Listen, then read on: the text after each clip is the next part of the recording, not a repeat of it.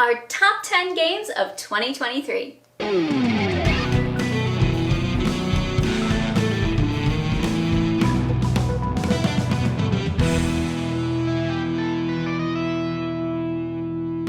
Hey everyone, I'm Chantel Dew. I'm Melissa Dell. I'm Sarah Meadows. And I'm Katie Pills, and we are going to be talking about our top 10 games of 2023. But quickly, let's talk about a prize that we're giving away. We are going to do a contest where we do 2,000 likes by December 31st, and you can find more information about this at the end of the video. So let's go into some honorable mentions. This will be Sarah and me with honorable mentions because we can't, get our list down. Yeah. Katie and I are just authentic and we just stick to our list, okay? All right, I have 3 honorable mentions. First, Diced Veggies from Kids Table Board Gaming. This one, I was very surprised. It's designed by kids and it's fun with kids, but adults enjoy it too. Junk Drawer, I've played this 2 or 3 dozen times now and love it every time. This game, Draft and Write Records, is probably one of the most underrated games of this year. It almost made it in my top 10. And we're going to have a tournament for this at Tantrum Con. So you'll get to try it out and see how much you like it. Yeah. All right, my honorable mentions, I picked some small box games because they don't get a lot of love in top 10 lists because they're just small. So Sea Salt and Paper from Pandasaurus. Really interesting take on set collection. Gap from Arcane Wonders. Shiny cards are really cool. And then, I don't have it, but Mind Space from All Play. Sarah and I helped All Play at PAX Unplugged, and I demoed this for hours. And it's a really fun roll and write Tetris style game, Mind Space. So should we jump into our Number 10. Whoa.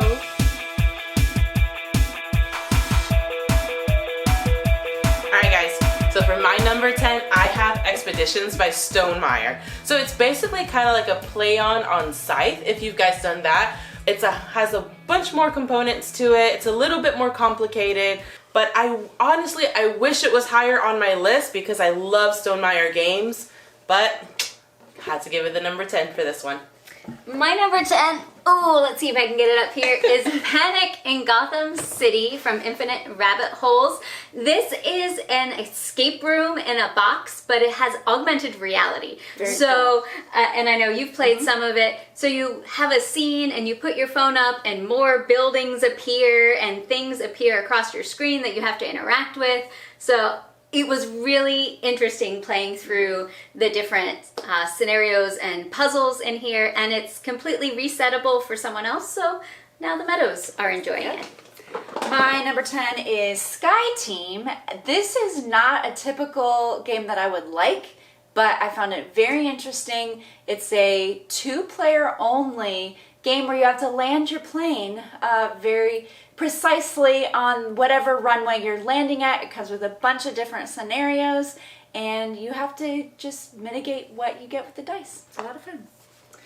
My number 10 is Redwood. I'm not normally a fan of games that have a lot of dexterity type stuff, and I don't know if I'd say this is dexterity, but it's a lot of figuring out spatial reasoning. And at first I found it really frustrating. The more we played, the more I was like, oh, I think I could. And I spent a lot of time trying to figure out how I might get things to fit and work in there. So it's taking pictures, right? And you have this device that you have to move around. It's a lot higher on my list. Cool. We might hear more about this one. Number 9. So my number 9 is Ancient Knowledge from iello. This is a tableau building-ish game where you're collecting cards and they all trigger in different ways. Some of them when you play them, some of them when they fall off your board, some of them at the end of a round, and there's a lot of combos that you can make with it. So I really enjoyed that. A lot of different ways to score points and complete goals, which is always something that I enjoy. And it's different monuments and things like that. I really enjoyed Ancient Knowledge from iello. One that surprised me this year was hard to get, and this game was a little hard to get because Yes. we had to go to SM to get it. And this one, I think I enjoy more than Codenames. I think I'm playing this over Codenames now. Yes. Oh no. It takes you. It's not competitive. It's cooperative.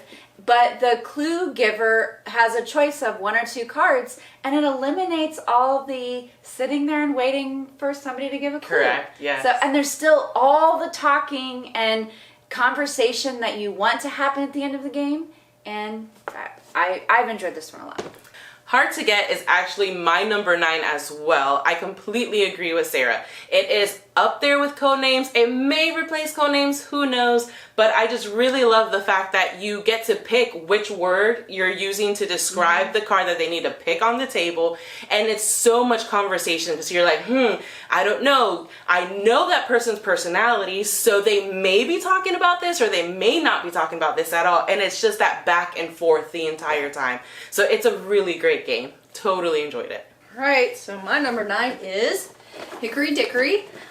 This game has really nice components. It's got a really interesting timing part that kind of reminds me of you actually physically spin things on the board because it is based on the nursery rhyme, the Hickory Dickory Dock. So there's a physical clock you're moving. It's got neat components. It's got cute art.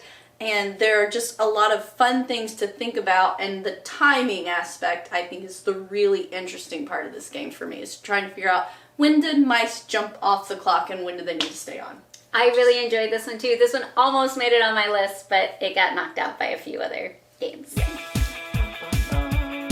Number 8. My number 8 is Aurum from Pandasaurus. This is a trick-taking game that really made me think about how I play my cards because you have to play off suit no matter what. You can't match anybody else on the suit, and I love that it has a euchre feel when you play with 4 players, so you have a partner and you want them to have the lowest and you to have the highest or vice versa. So it was a nice spin on trick taking. All right, my number 8 is Hegemony. Oh, wow. Yes, a big box. So this is really a game that's about experiencing economics and how economics works within different classes and different sections of the government and things like that. And I put it on my list because I honestly was set down and I was like, I'm not gonna like this game, but I'm gonna do it anyway. And I was like, wow, I'm really surprised by how much I learned from it. And also how fun it was to try to figure out how you could work to get the best results for yourself while not killing the other players because you also need them to do well for you to do well. Yes. So it was a really interesting game of just figuring out those strategies to make it work. My number 8 is Earth from InsideUp Games.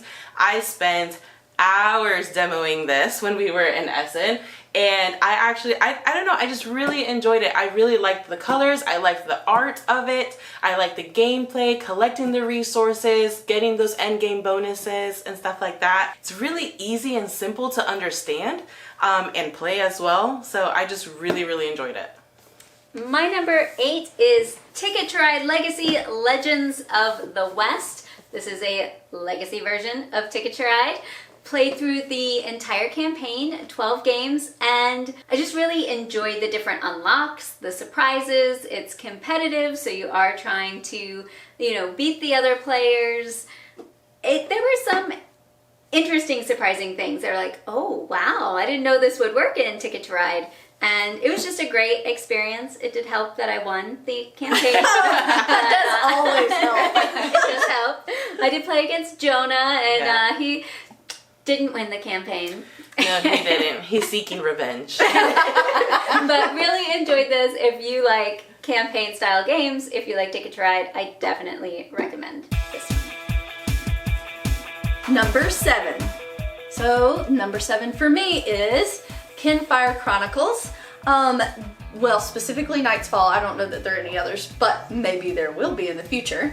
This game I've got just the cover here that also turns into the board because it is a huge box. It is a adventure game where it's kind of a choose your own adventure style. I really enjoyed the mystery and the world building that's in this game. It probably would have been higher on my list, but I felt like some of the storylines could have been a little more in-depth. Like they ended just a little sooner than I wanted them to.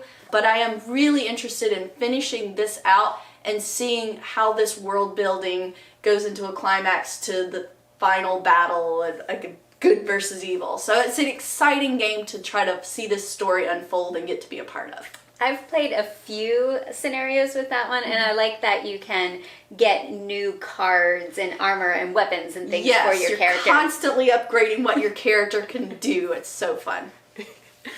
Mine is In the Footsteps of Darwin. I really enjoyed this game. I like the set collecting kind of what you're doing. You're exploring animals, you're collecting a couple of resources while you're doing it. I really enjoyed the art of it, and once again, I really enjoy games that are simple to understand, that are complex, but they're simple to also understand, and In the Footsteps of Darwin, it does that. My number 7 is Glom from Indie Boards and Cards, and this is a word game. Let me read what it says. A riot of rewording remarks. So basically you get a phrase, something like, the dog ate my homework, or happy birthday, and then you get a card that tells you a rule, like all your words have to be 4 letters long. Ooh. And then you get a card which tells you how you get points, like the person with the most double letters. And then you basically have to rephrase it and try to get the most points. So it's rewriting things based on the worst. I would be so bad at that game.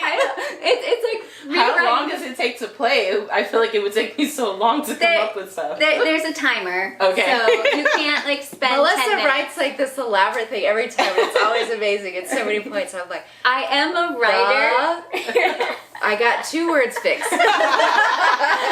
I'm a writer as a professional, so this was just a fun way to use that creativity of writing, and I'm still trying to get people to play with me for some reason. No one wants to play with me. We probably win all the time. Yes. All right, mine is Art Society from Mighty Boards. I picked this one up at Essen.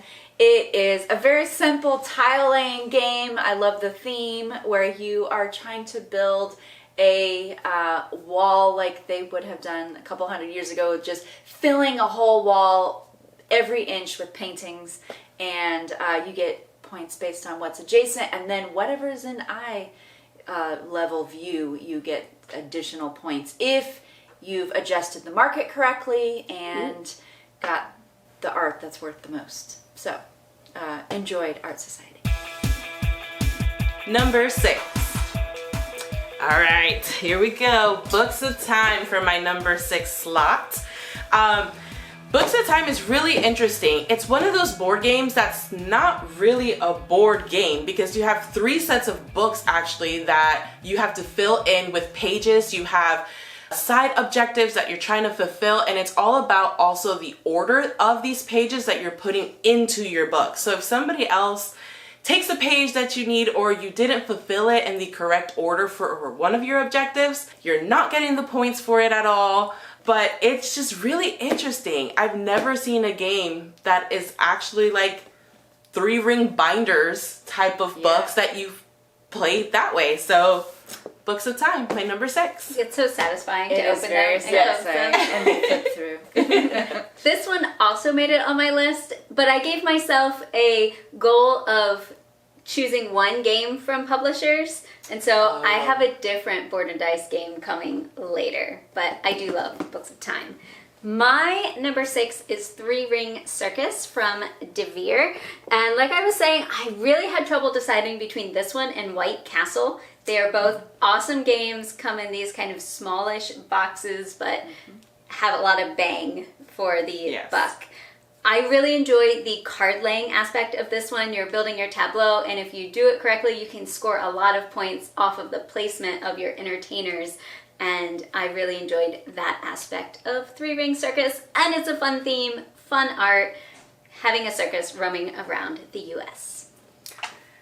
Mine is Splito. I originally actually picked this up a year ago in Essen, and it was brought to the US by 25th Century Games. It was originally from Blam, and I have probably played this the most of any of the games that are on my top 10 this year, because it's a game that has simple rules. You can play it with gamers, you can play it with those new to the hobby, and it does feel very different based on how the deck gets shuffled and how many players.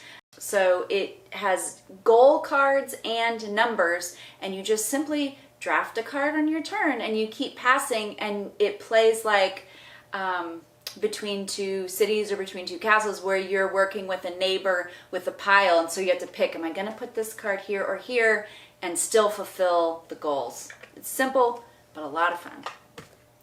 All right, so my number 6 is Sweet Mess.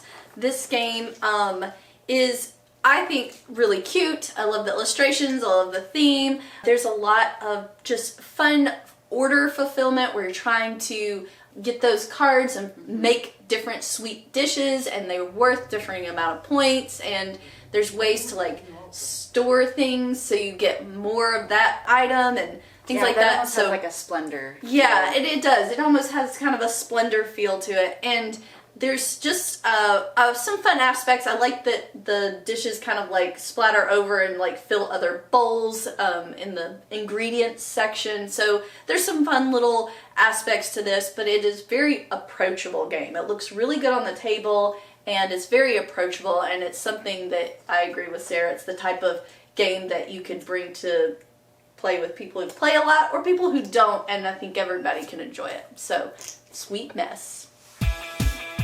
Number 5. My number 5 has already been mentioned. It is Earth, and I love it for many of the reasons that have already been mentioned, but especially the simultaneous play with the follow action, where you're doing something basically every single turn, so there's not a lot of downtime. And then I love games with lots of scoring possibilities, lots of chaining, and the possibilities are endless in this one, because the cards are going to come out differently each time, the goals are going to be different. So I love that there's a new challenge every single time, and there may be one game where I do terrible because I just can't get anything to synchronize, but that's okay, because next time it might all work out, and I love exploring things in Earth. My next game is, I don't have a copy because it's already in the TantrumCon library. So you can check it out there, Archaeos Society. This one is kind of a new take on Ethnos. I enjoyed Ethnos when it came out, but I'm not a fan of area control. I'm just not good at it. This one changes the area control into tracks that you will now move up. Some of them do have a little more area control because it's based on what other players are doing, but some of them give you a new action to do or going to score a different way, and those are all variable, and there's a bunch of different decks that all do different things. I thoroughly enjoyed this one. I agree. I like it better than Ethnos. All right, so here's mine, Star Wars, the deck building game. This one was a real surprise for me. I was mostly surprised because, not because I don't like Star Wars, but because I've played so many Star Wars games, and they start to they all have sort of a similar feel to me. And this one stood out because it feels different. You have one player who plays as this dark side, one is the light side, and it's a card game, and you're building a deck and you're battling each other. And there's some neat aspects because you can attack the cards the other player can buy to try to get rid of them before they can afford it. So that's really, I thought that was really fun and interesting. You spend time attacking each other's bases, and you really, it has variable player powers depending on what base you chooses. There's a lot of things about this game that were surprising to me. Also, it's a 2-player game, which Ryan and I don't do a whole lot. But I've been surprised at how many times this has made it to the table for us, especially just as a 2-player game. But this is exciting, and we've really enjoyed playing this Star Wars deck building game. Mine is I have a hard time pronouncing this word. Apiary. English is very difficult for me, so we'll go with that. But this is a Stonemaier game, and I really enjoy Stonemaier games. I enjoy how there's so many things going on the board, and it's complex, and there's so much strategy that you have to do in these games. And once again, I just love how there's so many things happening all at the same time. So there are bees in space, which I thought was a interesting thing to have, because you could have anything in space, but they chose bees. And I just really enjoy how like you have these worker bees, and there are different areas of the boards where you can collect resources, get advantages, but every time that your bee gets bumped off of the board, it actually bumps up in number as well. So each bee goes 1 through 4, and so there was a game where I was bumping like crazy because I needed certain end of the game goals that I was trying to accomplish and extra things there. But for how strange the theme is, I actually really enjoyed it. Number 4. My number 4 is World Wonders from Arcane Wonders. Guess what? It's my number 4 That's too. This is number 4. In this one, I enjoyed the tile laying, but I loved the scoring, how this one works. So you're building paths and putting different types of things in your little city, and then adding monuments and wonders to it, which are all different sizes, but the way that you spend your coins is interesting. I loved the puzzliness of fitting everything together specifically for how your scoring, end game scoring is going to work. So there was a lot of things that I enjoyed about this one. Yes, I also love tile laying games. It's beautiful with the wooden monuments. Although you can actually win without building a ton of monuments. So there are different ways to score. So you have options. If you're not able to get those monuments, that doesn't mean you're out of it. Maybe you just need to surround your things or try to get goal cards if you're playing with that module. So I also enjoyed the different options that you have during the game. All right, so I have Goblin Vaults. This is another small box thing. This is a fairly simple card game that is a kind of a betting game, and so you have to spend a lot of your time trying to think, what do my opponents want and how much are they going to want it? Can they outbid me if I do this? You are using your cards to also bid on cards, so you have to decide if you're going to bid a card and use it to like complete goals, or are you going to use it to try to bid because it's a high card, but then your currency kind of changes throughout, so you have to sort of, there's a lot to follow and figure out. It's a very approachable game. We've played this with some kids. I wouldn't say they were great at it, but they could totally play. So it's remarkably thinky for such a small and easy card game. I'd say deceptively easy because of that. But it's got some fun set collection and some extra goals on top of that that can make it very interesting. So, Goblin Vaults. Mine is the one that was very low on Katie's list, but kind of high on mine, Redwood. I think like all of the things that Katie did not like about it, I actually really enjoyed. I enjoyed the challenge of like making sure that what I needed in my shot as I took my picture was in there. So everything, I was like, I love that. What are you talking about? Well, it was initially frustrating because it took me a while to figure it out. Having to guess those measurements was harder than I expected it to be. It is hard, but I think that's the part of the game that I really enjoyed. So the challenge. Good job. The challenge. So the hunt of the challenge. I think Redwood is going to be on one of our hot games tables for Tantrum Con, and so is Apiary. So some of these games are going to be featured at Tantrum Con. Number 3. So number 3 for me is The Last Kingdom, the board game.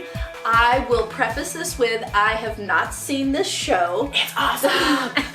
But I did really enjoy this game. it has a lot of area control, but the area control is greatly mitigated by how you affect certain tracks. So you sort of can ally with other people as you are doing things, and you can really spin the way the battles go in this. Like, you can flip-flop and change sides, which I think is in the show a lot.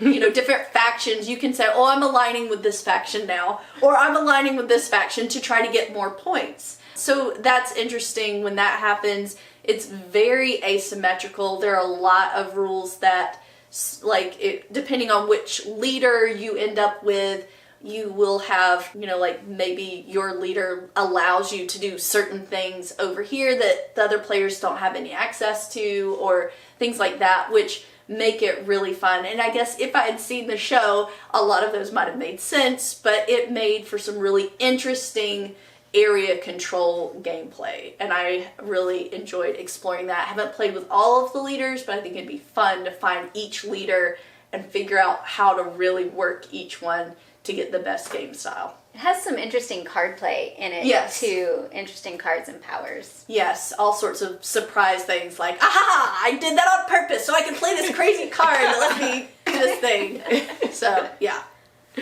Mine is My Island. It's very similar play to My City, except that you're on an island. I really, really enjoy kind of like tile laying, but Tetris style, which My City is like that, where it has like kind of those Tetris shapes that you have to lay down. These ones are more like hexagons, and they are grouped by not just a single color, but by territory. By terrain, I guess is a better word. So there's points in there where you are fighting off pirates, you're fighting off monsters in there, and I really, really enjoy these type of games where it's like their legacy, you know, type of board games as well, where you're gonna open up the next envelope and figure out, well, what new surprise is coming, you know, with this one. I did try to pace myself a little bit. Sarah and I, we played it together, and I just really, really enjoyed those types of games. Yeah. I'm looking forward to maybe playing this at some point, but it's getting the time to do 24 games. They have a roll-in right out. My City has a roll-in right out as well, and that one's interesting too.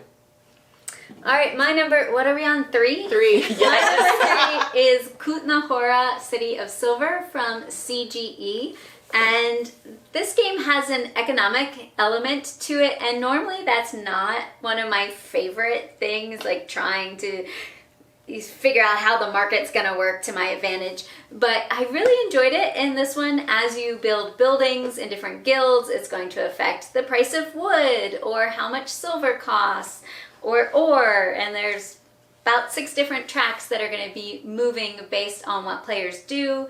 There's also mining that can happen. There's a lot of different ways to get points, actions you can take. There are cards with 2 different actions on them, so you have to decide when you play them which action you're going to use them for. So I like that. Tracks that you're going up, things that you're unlocking. So tons of things that I enjoy in a game. And it looks really complicated, but it makes sense. Like, it's easy to play once you understand how it all works together. So it's not going to melt your brain. It's actually much more approachable than it looks like just sitting on the table. So I really enjoyed Kutna Hora. My number 3 is Barcelona from Board&Dice. And this one also, there's a lot going on the board, but you're simply adding a tile, and you might be able to, as your bus or your train, you're moving around. Streetcar. Yeah, streetcar. You're moving around and possibly getting some bonus things on your turn.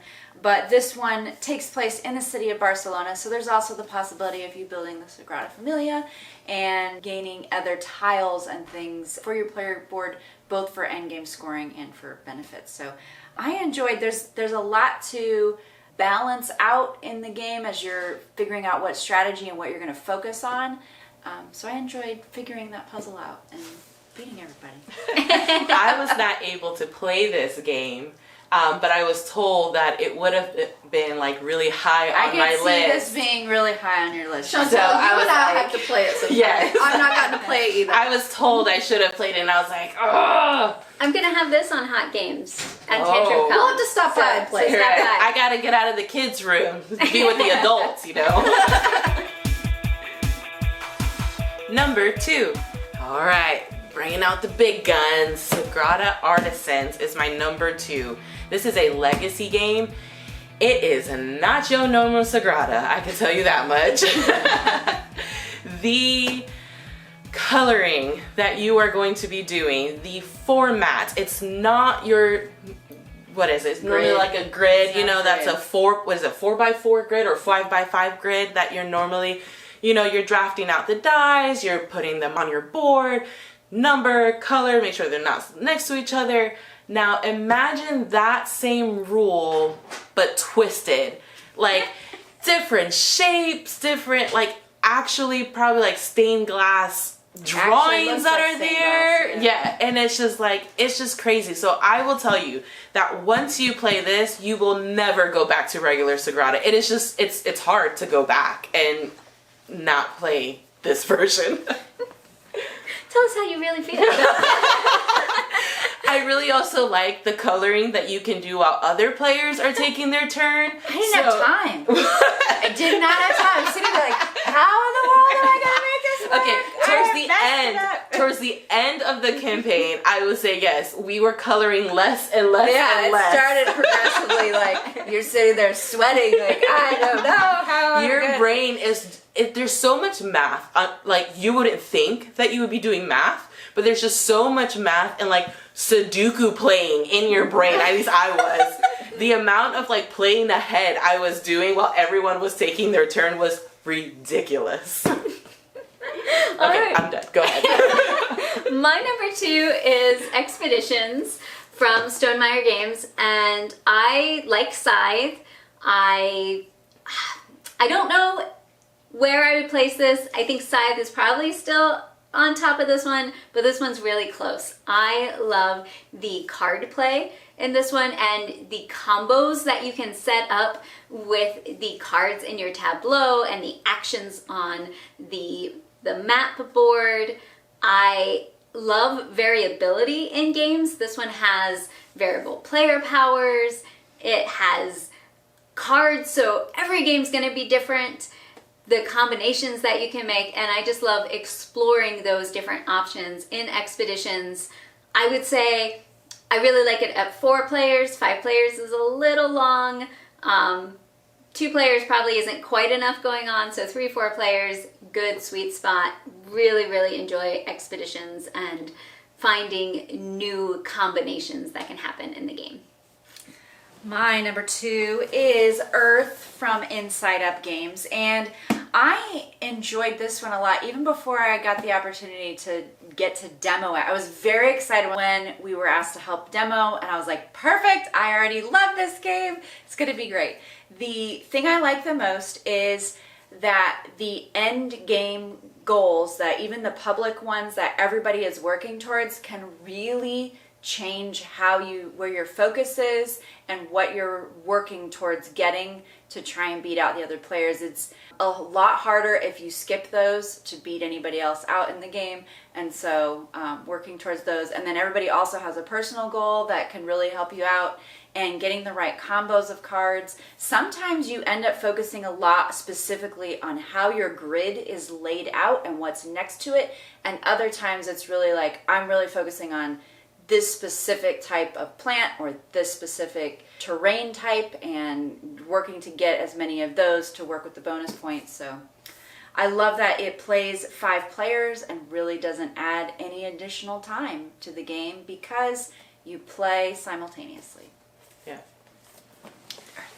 All right, my number 2 is Overboss Duel. I really like this game. It is super approachable, and it, for me, I love the original Overboss, and so this one, having it be a duel, adds in all sorts of things that you can do to mess with the other player. Like, in the original Overboss, you've got 2 separate boards. You play on your own board, and you don't interact at all except for, maybe hate drafting or something. But in Overboss Duel, you're playing on the same board. You're tile laying on the same board and you're fighting against each other. It's not cooperative. And it's really interesting to think about because certain tiles will say, okay, if you take this tile, it's -2 if it's next to something. But there are other tiles you can take that its ability is to let you push it to the other person's side of the board. And so it's suddenly like, I might have taken this and it looks like I'm taking a negative point, but guess what? It's coming right at you. So it's really fun. And for it to be a little bit, it's not quite take that. I don't know how to explain that sort of interaction, but it doesn't quite feel like a take that kind of game. But it has a lot of ways that you have to think about it because you know that these tiles could end up on your side of the board or on the other person's side of the board. And so you have to really try to, in your mind, think about how you can mitigate all these problems that might end up on your side. And it's really interesting, too, that it is completely interchangeable with tiles from the base game. So you can mix it up and play with any of the tiles on either game. So you can use all the separate boards and use these tiles if you want to, or, use the co-op or the dual board and then use tiles from there, mix it up, match it, whatever. And it's really fun to be able to do that. And I've just really enjoyed this game. So yeah, Overboss Duel. Number 1. All right, so I think it's my turn to go first. My number 1 has already been mentioned already, and that is Barcelona by Board&Dice. I was trying to decide, there was Nucleum that came out this year, Barcelona, and Books of Time, all 3 great games. But I settled on this one because it's a little bit more medium weight or medium plus weight. I think it makes a lot of sense as you're playing it. I actually did demos of this at Gen Con for Board&Dice. And there are so many ways to combo actions and to get points. It's a point salad. That's one of my favorite things. So basically, you're going to take your tokens and you're going to put it in an intersection and take the 2 or 3 actions that appear on that intersection. So it's kind of like action selection, worker placement. And then from there, it's building stuff, it's driving your trolley around and dropping off passengers, it's getting goals, it's building the Sagrada, all fun, interesting things. I think, Sarah, when you played, you had a turn where it felt like you did 4 or 5 different things. I did, yeah. Because the rewards were just giving you another action and doing this and doing that. So I love games that have that explosive nature with them where some turns can be really awesome. So I really enjoyed Barcelona and definitely recommend it. My number 1 is Sagrada Artisans. When I put together my top 10 list this time, I went through a lot of the games I played this year and I started off with, if somebody asked me right now to play this game, it has to be a yes answer. And for my number 1, it has been a long time where I have gone to a game not knowing what game that I'm going to play when I get there and sit there beforehand really thinking and being really excited and I can't wait to get there. I have not done that for a game in a long time, but Sagrada Artisans, every single time we were getting together to play the next game in the series, I couldn't stop thinking about what's gonna happen. I already looked ahead at the picture so I know what it looks like, what new thing is gonna happen, what are we gonna unlock. It was a lot of thinking through the whole thing as we're playing, and yes, we started off coloring on the side. It was really nice, and then it got so hard. I didn't know this game could be so hard. And this is one of the first Legacy games that we have a booster pack, and I'm ready to play it again immediately. Yes. Okay, so for me, it is Raising Robots. This is my number 1 choice because it is one of those where I think about over and over. I think back through after I've just played it and say, oh, I should have done that. Or maybe if I had done this combo, I would have gotten better results. Or if I'd done this. So this is there's so many parts of this game that can combo together and they all kind of play off of each other. You do action selection and depending on what other people have done, you also might get to do those actions as well. And you're building these robots and you're putting them together. The robots will do things for you. You're trying to get points, but everything sort of chains together. These robots will give you these resources, then this robot uses those resources to do these other things. And it's really neat to see things really activate for like some really, like you said, kind of explosive turns where you get lots and lots of points or lots and lots of resources that you can then turn around and do things with. And I've played this several times, and I don't know that I've ever really gotten like where I was like, oh, this is the obvious way to win this game, because there's so many different ways. Like, it's so different. You have an inventor each time, or maybe not an inventor, but somebody who's considered a genius in their field. And that's asymmetrical, so your ability changes each time, and as you look through the robots, they're all different. I don't know that there are any two that are exactly the same in the entire game, which is shocking because there's so many robots. But it's neat to unlock those upgrades, to see what they can do, and you get so excited when you're like, oh, I'm generating 15 points each time. It's so exciting. And then you'll be shocked when somebody comes by and passes you on points, because you're like, what happened? I'm doing 15 each time. How are you getting 30 all of a sudden? So it's really neat to just kind of see what those combos can be and how these robots are going to work together and how you can make them all kind of fit together. It's a little bit puzzly in that way. And I've really enjoyed the raising robots. So this one probably would have been on my top 10 list, but Kevin and I also do a top 10 crowdfunding list. Mm-hmm. And this actually came out earlier this year on crowdfunding. So, spoiler, this game is going to be on that video when it comes out later. My number one is Maps of Mystera, because I was calling it Mysteria a couple minutes ago. Now I know how to actually say the word. This is my number one. I really, really enjoy tile laying type of games where I am trying to match what's on my main board, match it onto the board that everybody else is putting their tiles on as well. I really love the aspect of getting to kind of manipulate the board with each terrain tile that I put down, meaning that I get to change up your game half the time because I'm trying to complete my little island as well. So there were many of nights where Jonah and I were just at each other. We were not very friendly with each other when we played this game. But yeah, no, I really, really enjoyed it. It's my number one. I love it. With all my heart.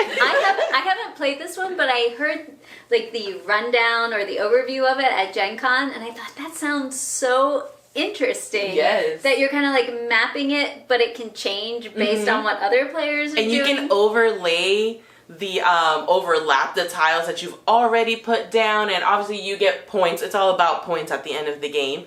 On how close the board, the commutative board, looks to your own personal board. So yeah. All right, so that was our top 10, Woohoo! 10 through 1, and now, there was a giveaway, right? Right! We were supposed to tell you all how you can enter this giveaway, so we need you to comment on this video. And please like the video, because if we get to 2,000 likes by the end of the year, December 31st, we are going to choose 2 people who have commented and give away a game to each person, and those games are Sweet Mess and Apiary. So we have unopened games of both of these that we will choose 2 lucky winners if we get to 2,000 likes by December 31st. And make sure you comment on this video because we will choose our winner randomly from the commenters. So 2 games that made it on our top 10 great games to be sending out. Can't wait. Yes. Thank you so much. Thanks for watching. Please tell us what games from our lists are on your top 10, or which ones you've loved. Which ones are missing from our list that should have been there? What did we miss that we didn't get to play this year that should have made it on the list? Is there someone that you're like, I really clicked with that person's list? Let us know. See you next time. Bye!